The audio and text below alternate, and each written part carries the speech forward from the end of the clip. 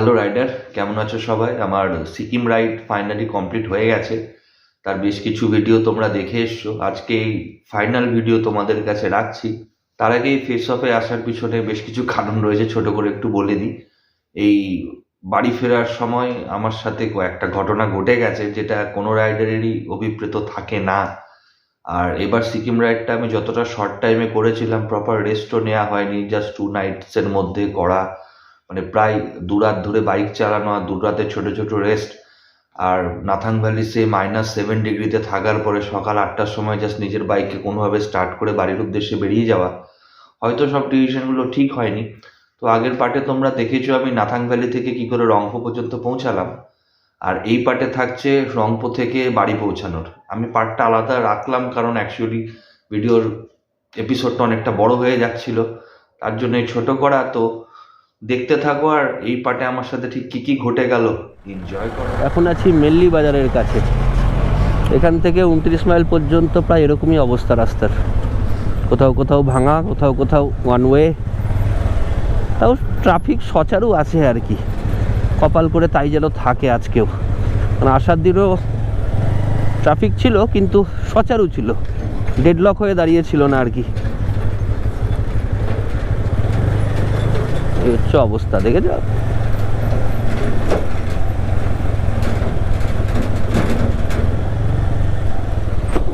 তিস্তা বাজারে একটা ব্রেক নেওয়ার ইচ্ছা থাকলেও এখানে আর দাঁড়াবো না, কারণ এতগুলো গাড়িকে টপকে আসার পর আবার যদি ওই জ্যামে পড়তে হয় এতগুলো গাড়ির পেছনে খুব মুশকিল হবে। দ্যাটস ওয়াই একবার 29 মাইল পেরিয়ে হোক বা সেবকে হোক কোথাও গিয়ে একটা ছোট করে ব্রেক নিয়ে নেব।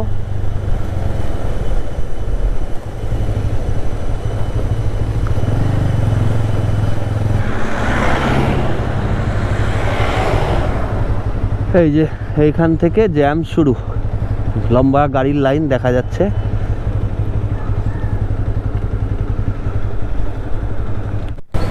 তিস্তা বাজার থেকে এই সামনের জায়গাটা ওয়ান ওয়ে এখন বর্তমানে, তার জন্য এত বড় জ্যাম।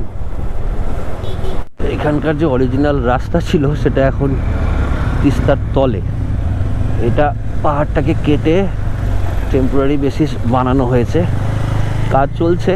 অতি সত্বর হয়তো আবার আগের বারের মতো খুলে যাবে রাস্তা।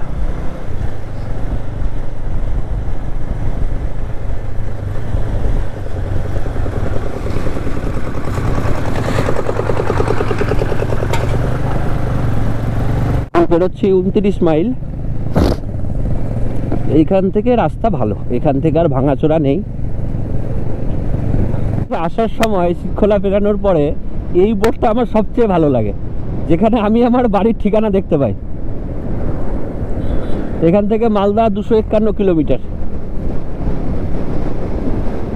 টুকটুক টুকটুক করে ঠিক পৌঁছে যাব। এবারে রাইডটা না মানে এক্সট্রিম, আমার খুব ভালো লাগলো রাইড করে। মানে আমি আমার নিজের লিমিটেশনগুলোকে এতটা পুল করেছি এই রাইডটাতে, সত্যি আমার মানে নিজেকে খুব স্যাটিসফাইড লাগছে। এখন এগোচ্ছি সেবকের দিকে। সেবক এখান থেকে আরও কিলোমিটার 3 মতো রয়েছে।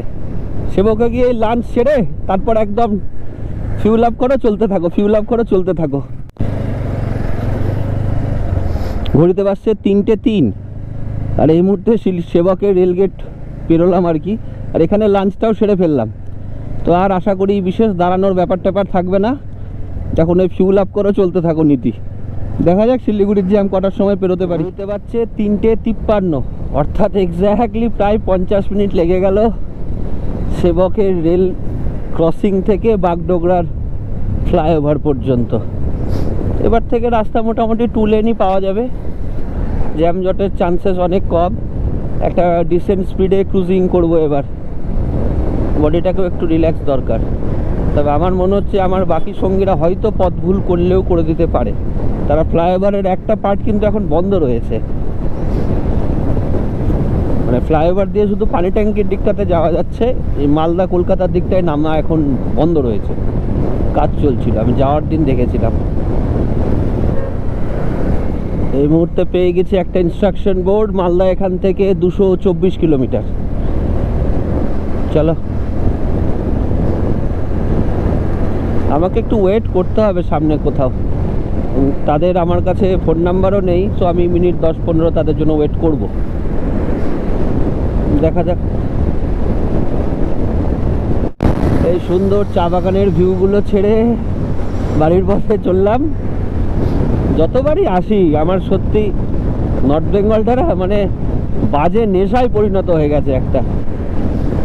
সঙ্গে অবশ্যই আমাদের হিমালয়ান রেঞ্জ।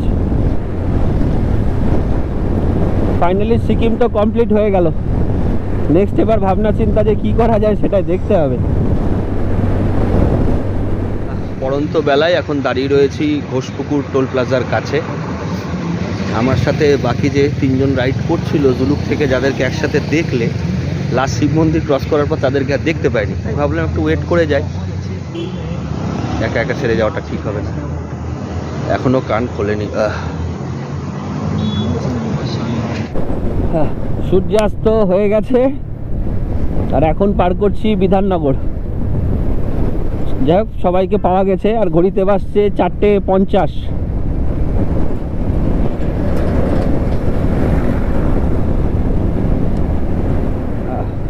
একদিকে আমাদের বর্তমানে এই রুটটাতে বাইপাস হয়ে গিয়ে খুব সুবিধা হয়েছে। মানে প্রত্যেকটাতেই বাইপাস এখন, Islampur bypass, Karandighi bypass, Dalkhola bypass, সবগুলো বাইপাস। তাতে রাইডের টাইমটাও অনেক কম লাগে এখন আগের থেকে। ঘড়িতে বাজছে 6:06 আর জাস্ট পাঞ্জিপাড়া পেরোলাম। আন্ডারলাইট রাইড করতে ভালোই লাগছে। ভালো লাগার কারণ হচ্ছে কোঅর্ডিনেশনটা খুব ভালো হচ্ছে আর কি। যাদের সাথে রাইড করছি তাদের সাথে আমারও, আমার সাথে তাদেরও।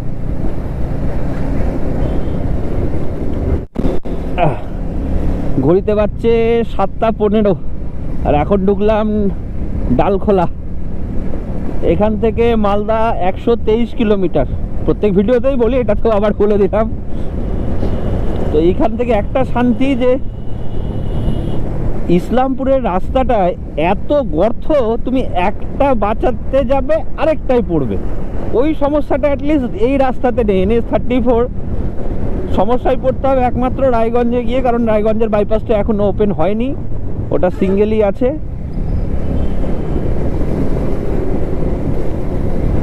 রায়গঞ্জ এখান থেকে 47।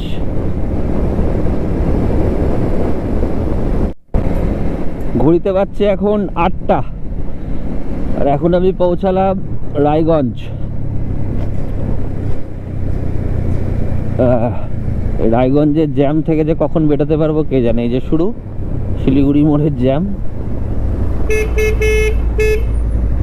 হাত দেখিয়ে যাবা তো যাও না।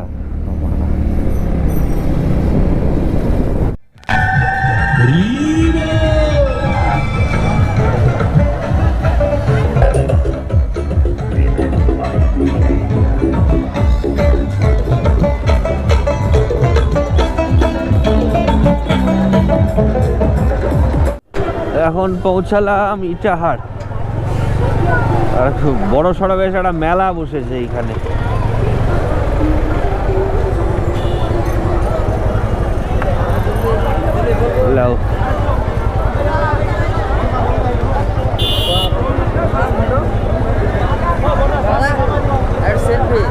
নাও নাও নাও।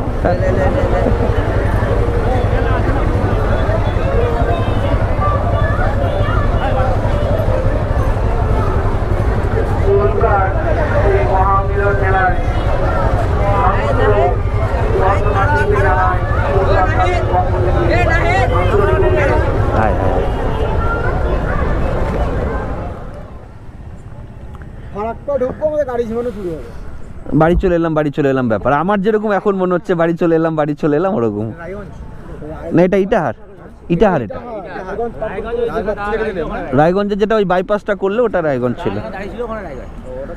ওটা শেষ, আর জ্যাম নাই কোথাও। আমরা ওই রাস্তাটা ছিল, ওই রাস্তাটা ছাড়া দিনের বেলা হলে আসতে পারতাম না।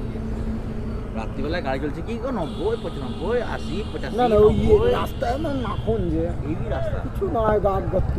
ওই ছাড়া ওই রাস্তাটুকু ছিল গর্ত, পিচ মারা, উঁচু পাছা ব্যথা হয়ে যেত এটা চালাতে চালাতে। তো এতক্ষণ যা দেখলা সেগুলো ভিডিওর সব আনন্দের মুহূর্ত। এই লাস্ট ছিল আমাদের রাইডের আনন্দের মুহূর্ত। তারপরে যে ঘটনাটা আমার সাথে ঘটে সেটা ভিডিওতে এখনই দেখতে পাবে। আমার সাথে কলিশন হয় রাতের বেলাতে। একটা জাস্ট জেড ব্ল্যাক কালারের ষাঁড় রাস্তার মধ্যেই ছিল বা রাস্তা ক্রস করছিল। আমি যখন তাকে আন্ডারলাইট দেখি তখন কোনোভাবেই কলিশন থামানোর কোনো জাস্ট উপায় ছিল না। তো আমি যতগুলো ট্রেনিং আজ পর্যন্ত করেছি বা নিয়েছি রাইডিং নিয়ে, তাতে থেকে যতটুকু পেরেছি ওই ফ্র্যাকশন অফ টাইমের মধ্যে নিজেকে প্রোটেক্ট করার জন্য করেছি, বাট বাইকটাকে সেভ করা যায়নি।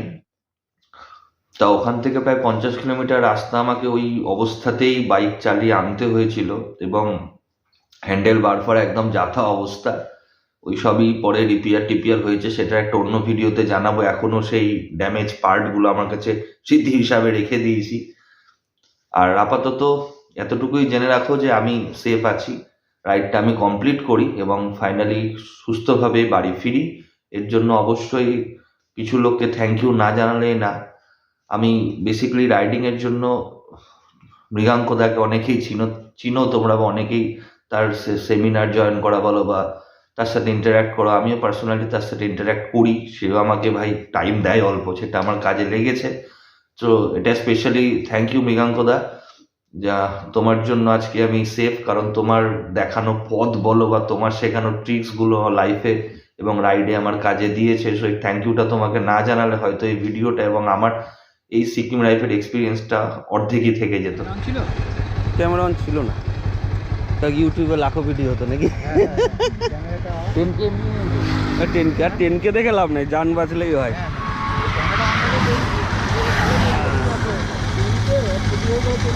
ছবি হয়ে গেলে 10K কে দেখবে? আমার ইউটিউবের ভিউ নিয়ে টেনশন নেই, চলছে camera. Finally east Sikkim ride complete, কিন্তু একটা বাজে স্মৃতি তো হয়ে গেল, কিছু আর করার নেই। এটা রাইডের এটা পার্ট। এই প্রোটেক্টিভ গিয়ারগুলো সব বাঁচিয়ে দিয়েছে আমাকে। শুধু এই চশমাটা এরকম ওই পলিউশনের সময় এই জাস্ট উঠে গিয়েছিল, তাই জন্য এই জায়গাটায় লেগেছে। তো একবার তাও চেক আপ করিয়ে নেব। আর দাদাদেরকে এখানে সি অফ করে দিলাম। এখন টুকটুক করে আমি বাড়ির দিকে যাই। একটু দেখিয়ে দিই ব্ল্যাক পালের অবস্থাটা দেখো। এইটা বেন্ড হয়েছে, এই জায়গাটায় ডেন্ট খেয়েছে। আর লুকিং গ্লাস ফ্লাস দেখে লাভ নেই, হ্যান্ডেল বারেরও মনে হয় কাজ কিছু করাতে হবে। এই হচ্ছে ইস্ট সিকিম রাইডের সারমর্ম। চলো, এই ব্লগটা এখানে এন্ড হলো। বিশাল বড় একটা এপিসোড হয়তো এটা থাকলো। দেখা হবে যদি সুস্থ থাকি অন্য একটা কোনো ভিডিওতে। বাই।